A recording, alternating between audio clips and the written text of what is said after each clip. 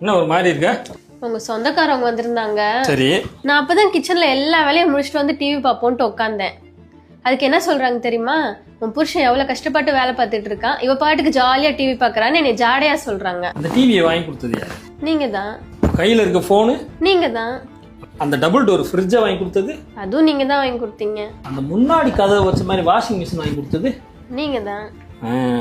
இதெல்லாம் எப்படி வந்துச்சு? இதெல்லாம் வாங்குற அளவுக்கு இன்னைக்கு இருக்கோம்னா ராப்பகலாக கஷ்டப்பட்டு பண்ண என்னோட உழைப்பு மட்டும் காரணம் இல்லை.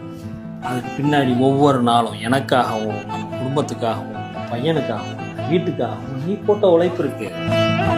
கையில் காசு இல்லாத காலங்களில் பட்டினியை ஷேர் பண்ணிக்கிட்ட உன்னோட பங்கு தியாகமும் இருக்கு. கஷ்டப்பட்டு நின்ன காலத்தில் என் கையை பிடிச்சி பரவாயில்ல வாங்க நான் இருக்கேன்னு சொன்ன நம்பிக்கை இருக்கு. இந்த மாதிரி சொன்னால் சொல்லிக்கிட்டே போகலாம். அதனால இனிமேல் இதெல்லாம் யாரோடதுன்னு கேட்டால் எங்களோடது, உன்னோடதுன்னே சொல்லு. இந்த சொந்தக்காரங்களுக்கு பூரா ஒன்று சொல்லிக்கிறேன். வீட்டுக்கு வந்தீங்களா, காப்பி தண்ணி குடிச்சிங்களா, இன்னும் வேணும்னா பலகாரம் ஏதாச்சும் இருக்கா கேட்டு வாங்கி சாப்பிட்டீங்களா, போனீங்களான்னு இருக்கணும். அதை விட்டுவிட்டு ஜாடமாடையாக பேசுறது, மக்கனையாக பேசுறதெல்லாம் உங்கள் வீட்டில் வச்சுக்கோங்க. புரியுதா? புரியணும்.